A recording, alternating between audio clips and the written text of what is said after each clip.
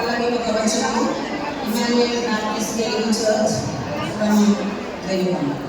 ఒక పల్లవి వచనం వినండి. ఎందుకంటే మనం ఈ కాన్ఫరెన్స్ ఒక డిసిప్లిన్కి రావాలి.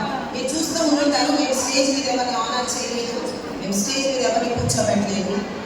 ఇంకొకటి మేము టైం కూడా చాలా వరకు మేనేజ్ చేసుకుంటూ వస్తున్నాం. కాబట్టి మీరు కూడా మీ సంఘాలకు వెళ్ళి మీరు చేయాలని ఉద్దేశం మాట్లాడండి త్వరగా.